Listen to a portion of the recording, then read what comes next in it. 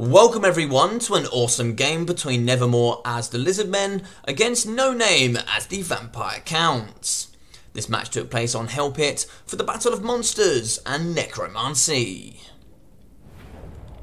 So here in the front with the Necromancers, we are going to see 4 cheap units of infantry with the zombies, and they're going to be supported by 2 units of the Poison Crypt Ghouls.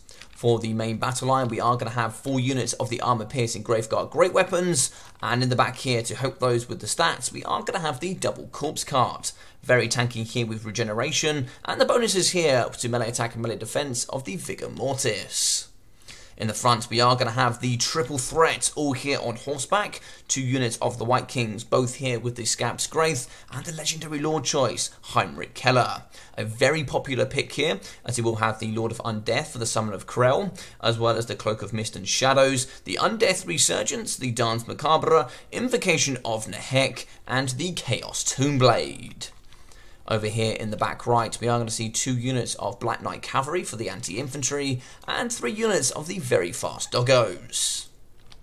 So, very wide VC force here today, but quite the opposite story here for the Lizardmen. In the front line, 3 elite units of infantry with the Temple Guards, including the Star Chamber Guardians. Very nice here with the magical halberds, and of course that Guardian ability, giving that physical resistance here to all lords and heroes, including the Kai the Wanderer.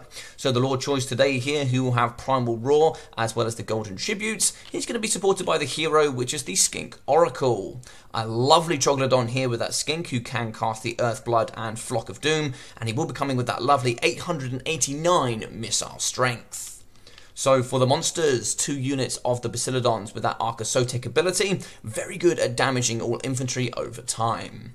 In the back, we will have the Sacred Boxigors, armor-piercing, 120 weapon strength with those magical attacks, very good at dealing with all of those ethereal units. And for the last unit here, to bolster the backside to really protect up against all doggos and cavalry, we are going to have the tanky Sora Spears.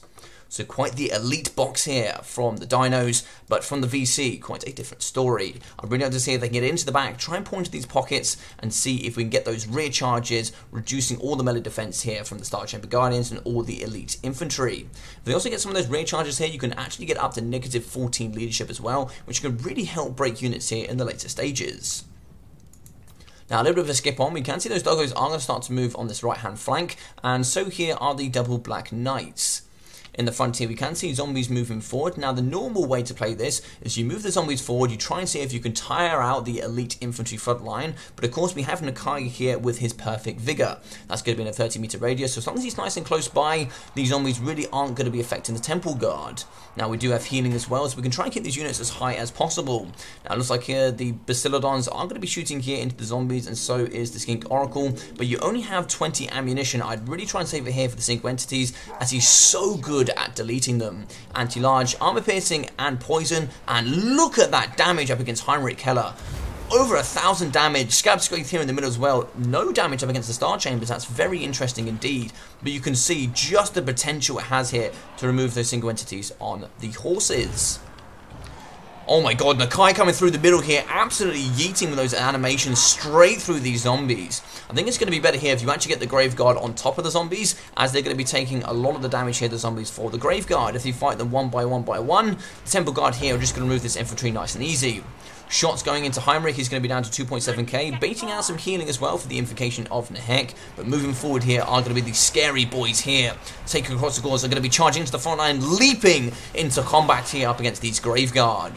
Graveguard are now going to be pouring into the front, and nearly dead here is going to be Heinrich Keller. As you can see, that healing cap already coming into fruition here, 2.5 minutes into the game. God damn, 1.5k left for him, Cloak of Mist and Shadows, and Undeath Resurgence already being popped here. That Skink Oracle is absolutely dumpstering the legendary Lord here from the Vampire Counts. Now, a little bit far behind is going to be these Corpse Carts. They really need to get forward. They have paid for them. They are going to have that Vigor Mortis to really aid that front line with the added attack and melee defense. Now, as we can see over here on the right, we are actually going to be having Nakai, so he's not going to be supporting here the Temple Guards. They are still going to be active, but he does need to come over here every now and then and make sure he keeps that vigor nice and high. Now it's nice, we've got one Bastiladon on one flank, the other Bastiladon on the right flank as well, so we can really aid with those Archosotic abilities. Shots there just nearly missing Heinrich. 1.7k for him. It's like the Chaos Tomb Blade is going to be healing him over time, but in the back here, unfortunately, not going to be too active is going to be the Saurus Spears. I like to see them here in the pocket protecting the rear side of the Star Chambers, but it looks like here we are going to have double Gobbo as well as the Black Knights charging down into the rear side here of the Temple Guard. Those doggos are going to be very good there at just charging in and really causing those negative to leaderships. Big shot, and look at this, Heinrich Keller down to 450 health. He is really struggling. He needs to get out of the 120 meter radius here of the Skink Oracle. He's going to die in no time at all. Another Scab's Growth here, straight through the Temple Guards. They have been abused here in the middle pocket. They are anti-large and armor piercing, so the White Kings do have to be careful, but they do have 110 armor as well. Broken in the front line is going to be the Sacred Boxigors. They're not a common pick here. Oh my god, how did he not die? Heinrich Keller's going to be down to 350 health. He is going to be wavering. If he actually does go down into negative leadership, he actually can't use Invocation of Nehek, which means he won't be able to heal himself and he will die. So he does have to be very, very careful. In the back, the Direwolves are going to be fighting up against the Skink Oracle. Now, pretty poor melee stats, but he does have 95 armor. So really trying to punch through that is going to be difficult for the doggos that really do not produce much armor piercing. In the back, though, on their own, a little bit isolated, are going to be the Saurus Spears, fighting here up against the Crypt Ghouls, as well as the Direwolves and those Black Knights. So they're going to be coming in from all angles, and this is a nice push here from No Name, as he does try and remove this unit. It does have Cold-Blooded, but that plus 16 leadership is not really going to aid here towards the later stages. Another Scab Strength here through the middle, not quite optimised to its best ability, but still going to get some good damage here up against the Temple Guard. Still 38 models left. I'd like to see some more Earthbloods, if at all possible, to try and heal that front line and keep those model count nice and high. In the backside here, we can see some Black Knights just continuously cycle charging here. Some nice work from the cavalry and the doggos, just keeping moving and really removing the frontline elite infantry. As we can see in the middle, though, we are going to be now struggling with Nakai the Wanderer. He's going to be attacking up against Heinrich Keller with the Cloak of Mist and Shadows, and this is dangerous work here from the Vampire Count player. Only 800 health left for him. We also have the Troglodyte nice and close, but we do actually have the Crypt Ghouls in. They're going to be poisoning and reducing all their stats as well. Archosotic abilities going on in the front line, really assisting that infantry. In the back, he is going to be moving away, but he is so close to death, we really do have to be careful. He is at healing cap, but Heinrich Keller is going to be running here for his life. I'd like to see the Skink Oracle maybe get a couple of shots here into maybe Krell or either the White Kings. He's going to be summoned in the front line. He is anti-large and armor piercing, and he can certainly remove Nakai here. It looks like we do have Primal Roll going down. That is going to give that increased melee attack, but it is going to cause that rampage. 20% physical resistance also going to go down there in that 30 meter radius, but he is now broken. Earthblood going down, so we should get a bit of healing. We're now going to be up to 32 leadership, so he should come back, but Krell is ready to snipe. In comes here with one of the White Kings down to a very low health here. He's going to charge. It looks like we have Invocation, but he gets shot immediately in the back. A 360 no-scope here coming out of the Skink Oracle, removing him there to save Nakai, his brother. But in the front line here, we do have one White King fighting up against the double monster, and Nakai coming through with those swinging animations here in the front line, just deleting this White King. But rear charges here from the Black Knights, going to be trying to aid up against their hero as much as possible. Another Archosotic here in the middle, and yet again a second break here coming from Nakai the Wanderer, and in eventually do come the Corpse Carts. A little bit late, but better than never here, I must say. But in the back, we do have Heinrich Keller. He's going to try and get in as much as possible, but the Skink Oracle, if he gets a big shot here, we are in trouble for sure. The shot does go in, 330 health left here for Heinrich, but it looks like here we do have some Black Knights trying to chase off Nakai here. Looks like they're going to be very low on leadership, down to negative 34, 80 health. They should break before Nakai goes off, but it looks like here Heinrich is going to be chasing as well. Undeath Resurgence is going to try and hold on to these Black Knights for as long as possible, as well as himself. He is at healing camp, 330 health here, 18 leadership, somehow holding on. It looks like the Undeath Resurgence is going to keep him going. A charge here will give him plus 15 leadership as well, which should help him hold on to the very end, but it looks like here he is going to be crumbling over time. Coming over is the Skink Oracle, and left here in the front line, it looks like two of the Bastiladon Archosotics with a silver chevron. Very nice work. 194 kills from one and 113 from the second. It looks like they're going to try and fight the front line alone. but in range is going to be the Skink Oracle chasing here up against Heinrich Keller. Could we get that shot to finish him off? 44 health, 33, 22, 11, and he goes down. Oh my god, on that shot, nearly misses Nakai. If that had impacted him there, he would have certainly have gone down. He is going to be 3 leadership, just about stabilizing. Charging in the back here, we are going to have the Doggos trying to take down the Skink Oracle. I think perhaps this not the best place for them. Perhaps trying to get around the flank and chase off Nakai would have been the better choice, but Cold-Blooded going down for that added leadership, and hopefully here we'll get an Earthblood in as well.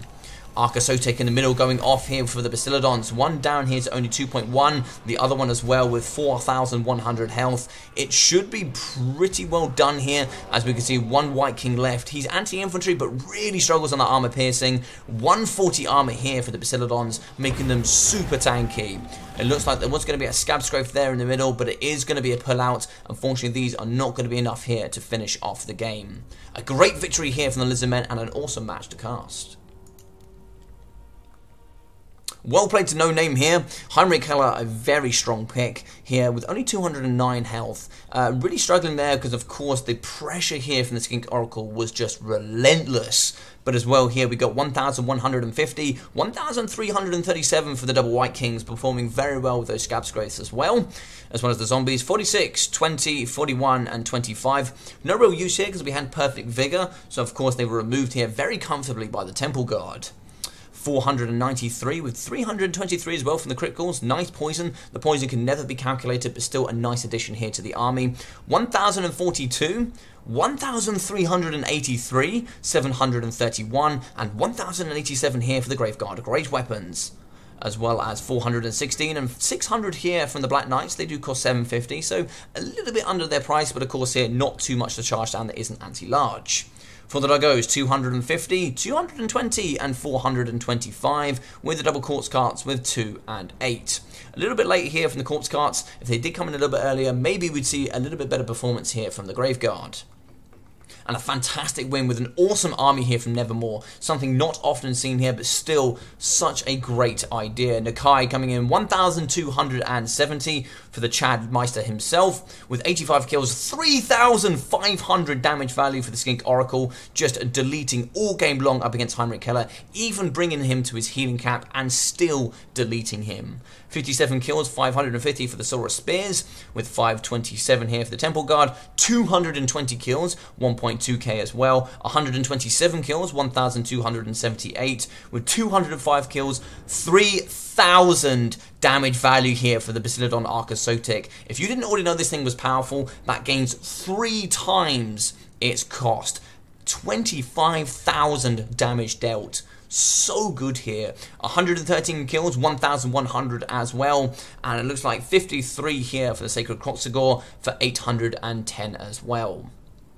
So I hope you guys enjoyed this awesome game. If you did, please smash that like button. Drop a comment down below about what you thought as well. I'd be very interested to know. If you are new here, maybe think about subscribing. I would really appreciate that. And do go check out that description. You can find all of my other social medias and also, and more importantly, join my Discord, where I post all of my single player and multiplayer content. You can also leave your replays there for casting just like this one, and you can join all of my leagues and tournaments. But other than that, I've been your boy Logic. Take care of yourself during these times, and I'll see you all very, very soon. Take care.